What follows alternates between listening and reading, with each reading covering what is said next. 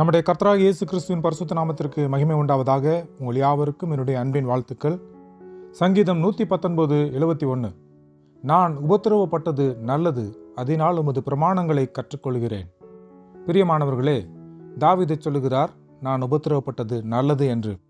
சில நேரங்களில் நம்முடைய பாரங்கள் மிகவும் சுமக்கக்கூடாத பாரங்களாக தோன்றும். உலகில் இதுபோன்று வேறு யாருக்கும் நேர்ந்திருக்க வாய்ப்பு இல்லை என்றும் நமக்கு தோன்றும்.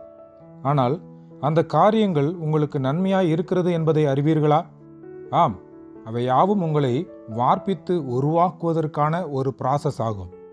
வேதாகமத்தில் பல தீர்க்கதரிசிகளும் ஞானிகளும் பாலைவனத்தில் பயங்கரமான சுட்டரிக்கும் உஷ்ணத்தில் உபத்திரவங்கள், சோதனைகள், துன்புறுத்தல்கள் போன்றவைகளின் மூலம் வார்ப்பிக்கப்பட்டு உருவாக்கப்பட்டனர்.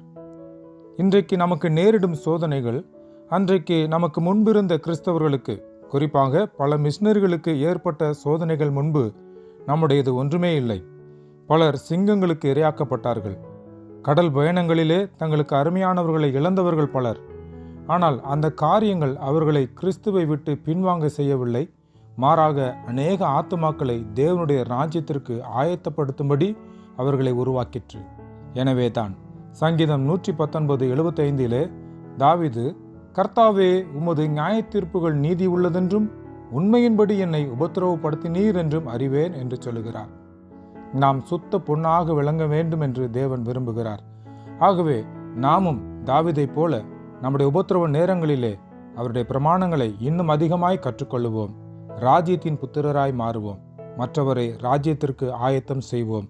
கர்த்தர் தாமே நம்மை ஆசீர்வதிப்பாராக. ஆமென்.